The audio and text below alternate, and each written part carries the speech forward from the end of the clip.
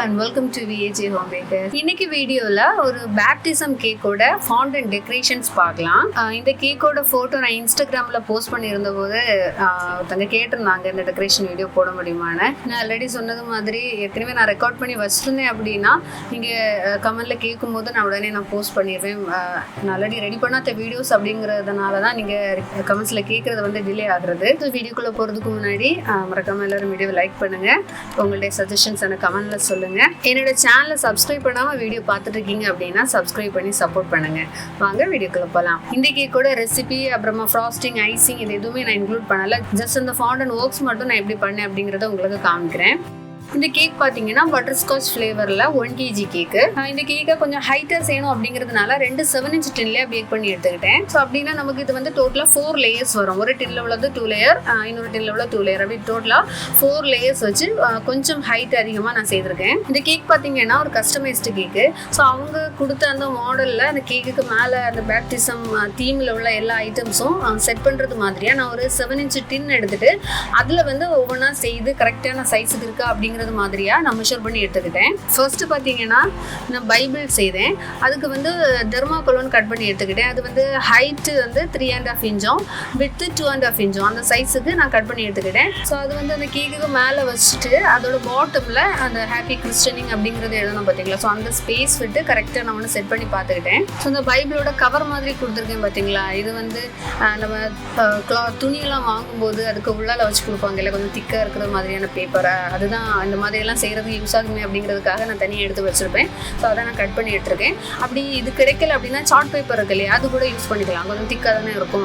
இது வந்து என்ன சைஸு கட் பண்ணணும் அப்படின்னா அந்த உள்ள வைக்கிற அந்த தெர்மாக்கோல் இருக்கு இல்லையா, அதை விடவும் கொஞ்சம் பெருசாக இருக்கிறது மாதிரி. ஏன்னா இது வந்து அந்த கவர் பேஜ் இல்லையா, கொஞ்சம் ப்ரொஜெக்டாக இருக்கிறது மாதிரியே தெரியும். ஸோ அந்த மாதிரி சைஸு கட் பண்ணி எடுத்துக்கிட்டா போதும். இந்த பைபிளுக்கு மேலே ஒரு பேபி இருக்கு இல்லையா, ஸோ அந்த பேபி ஸ்கின் கலர் செய்கிறதுக்காக நான் கொஞ்சம் ஒயிட் ஃபாண்டன்ல பீச் கலர் எடுத்திருக்கேன். இந்த கலர் வந்து நமக்கு டைரெக்டாகவே அந்த ஒரு ஸ்கின் டோன் கொடுக்கும். அப்படி இந்த பீச் கலர் உங்ககிட்ட இல்லை அப்படின்னா எல்லோ அப்புறமா ரெட், இந்த 2 கலரும் லைட்டாக டச் பண்ணால் போதும். ஒரு சின்ன ஒரு ஸ்டிக்கில் அந்த கலர் எடுத்து இந்த ஒயிட் கலர் ஃபாண்டனில் டச் பண்ணி வச்சா மட்டும் போதும். ஸோ இந்த கலர் வந்து இந்த ஒயிட் கலர் ஃபாண்டனில் நல்லா இழுத்து விட்டு மிக்ஸ் பண்ணி எடுத்துக்கணும். நான் இதில் ஆல்ரெடி CMC மிக்ஸ் பண்ணி எடுத்துக்கிட்டேன் இந்த ஃபாண்டனில். ஸோ இது வந்து இந்த பேபி ஷேப்லேயே மோல்டு நமக்கு ரெடிமேடாகவே வாங்குறதுக்கு கிடைக்கும். ஸோ அந்த மோல்டுக்கு உள்ளால இந்த ஃபாண்டன்ட் அவ்வளோத்தையுமே உள்ள வச்சு நல்லா ப்ரெஸ் பண்ணி விட்டுக்கலாம். ஸோ நான் ஃபர்ஸ்ட் என்ன பண்ணுவேன்னா அந்த ஒயிட் கலர் ஃபாண்டன்ட்டை இந்த மோல்டுக்குள்ளால வச்சு எவ்வளவுக்கு நமக்கு ஃபாண்டன்ட் தேவையோ, அதாவது இந்த பேபி செய்கிறதுக்கு எவ்வளோ தேவையோ அந்த ஃபாண்டன்ட் மட்டும் தான் எடுத்து அதில் மட்டும் அந்த ஸ்கின் கலர் மிக்ஸ் பண்ணி எடுத்துப்பேன். ஸோ இது வந்து நம்ம அந்த டாப்பு வந்து நல்லா ப்ரெஸ் பண்ணுற டைமில்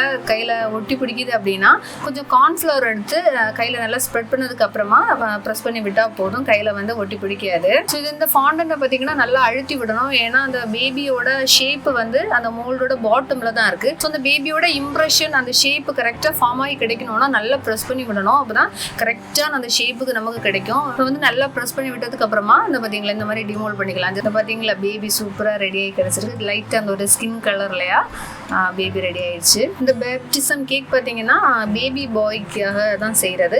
ஸோ அதனால எல்லாம் அதுக்கு மேலே உள்ள வேறு டெக்கரேஷன் எல்லாமே ப்ளூ கலரில் தான் செய்ய போகிறேன். ஸோ இதுக்கு பார்த்தீங்கன்னா ஐஸ் ப்ளூ இல்லைன்னா ரேடியன்ட் ப்ளூ, இந்த ரெண்டுமே இந்த ஸ்கை ப்ளூ கலர் கொடுக்கும். ஸோ அந்த கலரை வந்து ஃபாண்டனில் ஆட் பண்ணிவிட்டு நல்லா இழுத்து மிக்ஸ் பண்ணிக்கணும். அப்போ தான் வந்து சீக்கிரமாக மிக்ஸ் ஆகி கிடைக்கும். ஸோ நான் அதுக்கப்புறமா கொஞ்சம் CMC நான் சேர்த்துக்கிறேன். ஸோ நம்ம CMC சேர்த்ததுக்கு அப்புறமாவும் கலர் மிக்ஸ் பண்ணிக்கலாம், கலர் மிக்ஸ் பண்ணதுக்கு அப்புறமாவும் CMC சேர்த்துக்கலாம், ஒன்றும் ப்ராப்ளம் கிடையாது. கொஞ்சம் ஒயிட் கலர் ஃபாண்டனை வந்து ஸ்ப்ரெட் பண்ணி எடுத்து விட்டுருக்கேன்.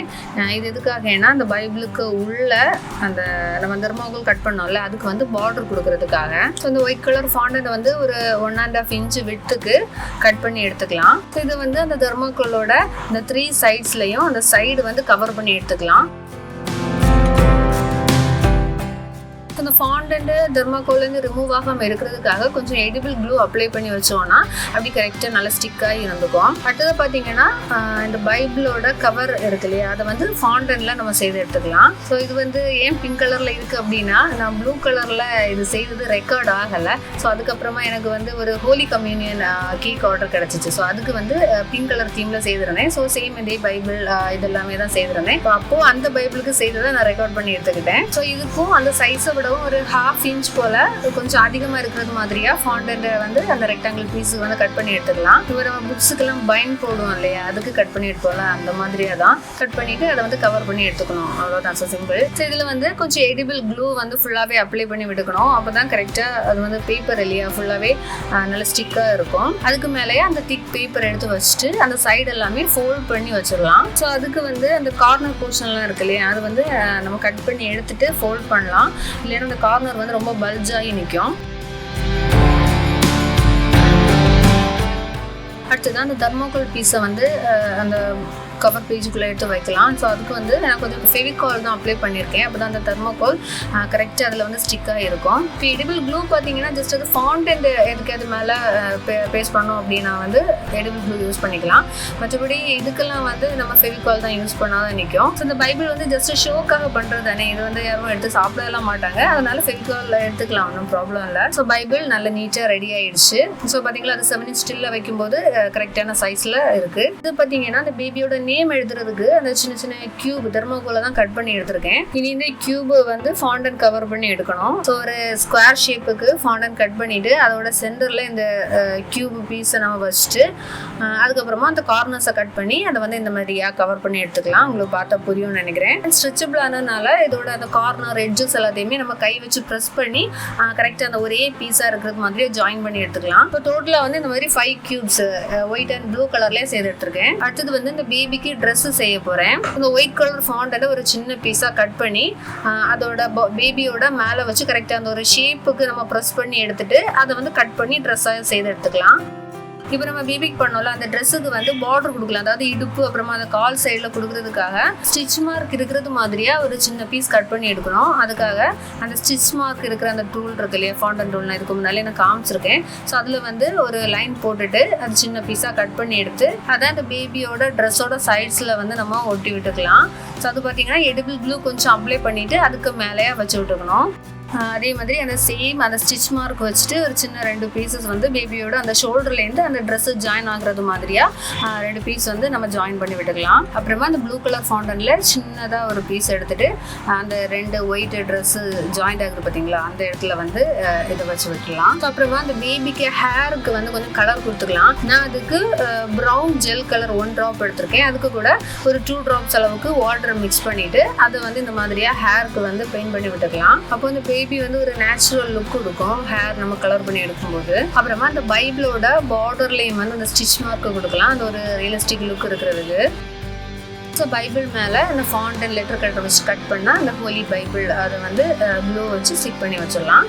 அது மாதிரி இந்த பைபிளுக்கு மேலே பேபி வைக்கிறதுக்கும் அந்த பேபிக்கு பாட்டமில் கொஞ்சம் எடிபிள் க்ளூ அப்ளை பண்ணி அதுக்கப்புறமா தான் பைபிள் மேலே எடுத்து வச்சுக்கணும். அப்படி இல்லைன்னா நம்ம டெலிவரி கொடுக்கும் போதெல்லாம் ஷேக் ஆயிடுச்சு அப்படின்னா பேபி பைபிள் மேலேருந்து விழுந்து கேக்குக்கு மேலே வந்து விழுந்துடும். அதுக்கப்புறம் பார்த்தீங்கன்னா ஒரு சின்ன சைஸில் ஒரு ஜெபமாலை செய்துக்கலாம். ஸோ நான் என்ன பண்ணேன்னா இந்த மாதிரியாக ஒரு சிலிக்கான் மோல்டு எடுத்துக்கிட்டேன் இந்த பேர்ல் டைப்பில் உள்ளது செய்கிறதுக்கு. ஸோ இது பார்த்தீங்கன்னா இந்த ப்ளூ அண்ட் எல்லோ காம்பினேஷன், அதாவது எல்லோக்கு வந்து கோல்டு கலர் பெயிண்ட் பண்ணுறதுக்காக தான் நான் எல்லோ கலர் ஃபாண்டன்ட் எடுத்திருக்கேன். ஸோ இந்த ஒரு டபுள் கலர் காம்பினேஷன்லையா அந்த ஜெபமாலை செய்து எடுத்துக்கிட்டேன். ஸோ இது வந்து நம்ம சேம் கலர்லேயே கொடுத்துருந்தோம்னா அந்த இடையில வந்து பிரேக் ஆகாது. இது டபுள் கலர் நம்ம ஜாயின் பண்ணி கொடுத்ததுனால அந்த கலர் டபுள் கலர் வர இடத்துல வந்து பிரேக் ஆகுது பார்த்தீங்களா. ஸோ இது ப்ராப்ளம் கிடையாது. நம்ம கேக்கில் செட் பண்ணும்போது கரெக்டாக அந்த ஆர்டர் படி செட் பண்ணி எடுத்து வச்சிடலாம். ஸோ அடுத்ததாக இந்த கிராஸ் வந்து செய்து எடுத்திருக்கேன். அதை வந்து ஜஸ்ட் அந்த எல்லோ கலர் ஃபாண்டன்ட்டை ரோல் பண்ணி இந்த மாதிரியாக கிராஸ் சிம்பிளுக்கு செய்து எடுத்துக்கிட்டேன். இதுவும் வந்து நான் அந்த கோல்டன் கலர் பெயிண்ட் பண்ணுறதுக்காக எல்லோ கலர் ஃபாண்டன்லேயே தான் செய்து எடுத்துக்கிட்டேன். இந்த எல்லோ கலர் ஃபாண்டன்ல செய்த எல்லாத்துக்குமே கோல்டன் கலர் பெயிண்ட் பண்ணி எடுத்துக்கிட்டேன். ஸோ அந்த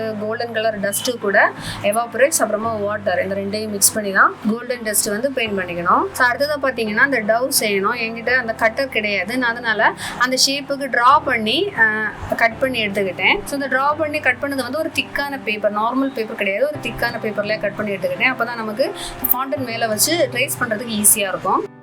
ஸோ கட் பண்ணி எடுத்து அந்த ஷேப்பை அந்த ப்ளூ கலர் ஃபாண்டன்ட்டுக்கு மேலே வச்சு ட்ரேஸ் பண்ணி எடுத்துக்கலாம். ஸோ அதுக்கு வந்து அந்த ஒரு கண் இருக்கிறது மாதிரியாக ஒரு சின்ன ஒரு டாட் போட்டு விட்டுக்கலாம். இப்போ வந்து அழகான டவ் ரெடி ஆயிடுச்சு. எல்லா ஃபாண்டன் ஒர்க்ஸும் கம்ப்ளீட் பண்ணியாச்சு. இனி இது எல்லாத்தையுமே கேக்ல எடுத்து செட் பண்ணிடலாம். இந்த போர்ட் சைஸ் பார்த்தீங்கன்னா 9 inch போர்டு. ஸோ இந்த நேம் எல்லாம் ஃப்ரண்ட்ல வைக்கிறதுக்காக கேக்கை கொஞ்சம் பேக்லேயே வச்சிருக்கேன். நேம் லெட்டர்ஸ் எல்லாம் அந்த கியூப் பீசஸ் இருக்கு இல்லையா, அதோட பாட்டம்ல கொஞ்சம் ஃபெவிகால் அப்ளை பண்ணி தான் அந்த போர்டில் ஸ்டிக் பண்ணி வச்சிருக்கேன். ஸோ இனி பேலன்ஸ் எல்லாம் அந்த டெக்கரேட்டிவ் எல்லாத்தையுமே கேக் மேலே 1 by 1 எடுத்து வச்சிடலாம். ஸோ இந்த ஃபாண்டன் ஷேப்ஸ் எல்லாமே இருக்கு இல்லையா, நான் வந்து அவனில் வச்சு நல்லா ட்ரை பண்ணி எடுத்ததுக்கு அப்புறமா தான் கேக்கில் வச்சிருக்கேன். ஸோ நிறைய பேர் வந்து அவன் இல்லை அப்படின்னா எப்படி ட்ரை பண்ணணும்னு சொல்லி கேட்டிருக்கீங்க. அப்படின்னா வந்து 1 day முன்னாலேயே நீங்கள் வந்து இந்த ஃபாண்டன் டெக்கரேஷன்ஸ் எல்லாமே செய்து ஒரு 8 பாக்ஸில் வந்து நல்லா ஸ்டோர் பண்ணி வச்சுக்கோங்க. அப்போ நெக்ஸ்ட் டே வந்து நல்லா ட்ரையாக இருக்கும். அது மாதிரி இந்த கேக் வந்து ஐசிங் பண்ணி 2 hours ஆச்சு. அதுக்கப்புறமா தான் இந்த ஃபாண்டன் எல்லாத்தையுமே கேக்கு மேலே வச்சுருக்கேன். அப்போ நமக்கு ஓரளவுக்கு க்ரீம் வந்து நல்லா ட்ரையாக இருக்கும். அது மாதிரியே இந்த கேக் வந்து நான் டெலிவர் பண்ணுறதுக்கு 1/2 hour முன்னாடி தான் இந்த ஃபாண்டன் எல்லாத்தையுமே கேக் மேலே எடுத்து வச்சுருக்கேன். ஸோ இந்த ஃபாண்டன் டெக்கரேஷன்ஸ் முடிச்சதுக்கு அப்புறமா நான் ஃப்ரிட்ஜில் ஸ்டோர் பண்ணுறது கிடையாது, டேரெக்டாக டெலிவர் கொடுத்துருவேன். ஸோ இந்த ஃபாண்டன் கேக்ஸ் வந்து நான் கொடுக்கும்போது எப்போவுமே அவங்ககிட்ட கன்ஃபார்ம் பண்ணிவிடுவேன் அந்த டைம் அது அப்படின்னா ஃபங்க்ஷன் எப்போ அப்படின்னு கேட்டு. ஸோ அந்த கரெக்ட் டைமுக்கு கேக்கு கொடுக்குறது மாதிரியே தான் நான் டெக்கரேட் பண்ணி கொடுப்பேன். ஸோ இந்த கேக் பார்த்தீங்கன்னா நம்ம ஃப்ரிட்ஜில் வச்சாலும் பெரிய ப்ராப்ளம் இருக்காது. ஏன்னா வந்து அந்த நம்ம கேக்கை ஃபேஸ் பண்ணி எந்த ஃபாண்டன்ஸ் எதுவுமே வைக்கல. அந்த மாதிரி வைக்கும்போது தான் என்ன ஆகும்னா அது மெல்ட் ஆகி அப்படியே வடிஞ்சு இறங்குறது மாதிரியா அதோட கலர் வந்து கேக்கில் ஆயிரும். இந்த ஃபாண்டன் வச்ச மார்க்கிங்ஸ் எல்லாமே அந்த கேக்கு ஃபேஸில் அப்படியே தெரியும். ஸோ இந்த கேக் பார்த்தீங்கன்னா கேக்கோட டாப்பில் தான் ஃபாண்டன் ஒர்க் எல்லாமே இருக்குது, அதனால மெல்ட் ஆகி வடிஞ்செல்லாம் போயிடாது. ஸோ நான் எப்போவுமே ஃபாண்டன் டெக்கரேட் பண்ணி ஃப்ரிட்ஜில் ஸ்டோர் பண்ண நான் சஜஸ்ட் பண்ணவே மாட்டேன். ஏன்னா நான் அந்த மாதிரி செய்கிறது கிடையாது. நிறைய பேருக்கு அந்த டவுட் இருக்குது, ஃபாண்டன் டெக்கரேட் பண்ணி ஃப்ரிட்ஜில் வைக்கலாமா வைக்கக்கூடாதா, வச்சா எவ்வளோ டைம் வைக்கலாம் அந்த மாதிரியெல்லாம். ஸோ எப்போவுமே நீங்கள் எப்போ கேக் டெலிவர் பண்ணுறீங்களோ அதோட 1/2 hour or 10 minutes முன்னால் இந்த மாதிரி ஃபாண்டன் டெக்கரேட் பண்ணி பேக் பண்ணி டெலிவர் பண்ணிடுங்க. ஸோ இந்த கேக்கு வந்து எனக்கு கஸ்டமர் இந்த மாதிரி மாடல் மட்டும் தான் கொடுத்துருந்தாங்க. பட் எனக்கு டெக்கரேட் பண்ணி பார்த்ததுக்கப்புறமா ஃப்ரெண்ட் வந்து ரொம்ப பிளெயினாக இருந்த மாதிரி இருந்துச்சு. ஸோ அதனால் நான் வேறு ஒரு சிம்பிளான ஒரு டெக்கரேஷன் கூட கேக்கு ஃப்ரெண்டில் நான் கொடுத்துக்கிட்டேன். ஸோ அந்த ஃப்ரெண்டில் வச்சுருந்த அந்த கியூப் ஷேப் லெட்டர்ஸ் இருக்கு இல்லையா, அது எல்லாத்தையுமே ரிமூவ் பண்ணதுக்கப்புறமா கேக்கோட ஃப்ரெண்டில் மட்டும் இந்த மாதிரி டைமண்ட் பேட்டர்ன் வச்சுட்டு அந்த கேப்பில் வந்து ஒவ்வொரு கோல்டன் கலர் சுகர் பால்ஸ் வச்சு விட்டுக்கிட்டேன். ஸோ அந்த டெக்கரேஷன் நான் டீட்டெயிலாக எக்ஸ்பிளைன் எதுவும் பண்ணலை, ஏன்னா நிறைய கேக்கில் வந்து இந்த மாதிரி மாடல் உங்களுக்கு காமிச்சிருக்கேன். இந்த கேக்கோட ஃபைனல் லுக் இதுதான். ஸோ ஒர்க் எல்லாமே கம்ப்ளீட் பண்ணி நான் உடனே டெலிவர் பண்ணிட்டேன். உங்களுக்கு இந்த வீடியோ யூஸ்ஃபுல்லாக இருந்திருக்கும்னு நான் நம்புகிறேன். ஏதாவது டவுட்ஸ் இருந்துச்சுன்னா எனக்கு கமெண்ட்ஸில் கேளுங்க, நான் உங்களுக்கு ரிப்ளை கொடுக்குறேன். வேற ஒரு வீடியோவில் மீண்டும் சந்திக்கலாம். பை.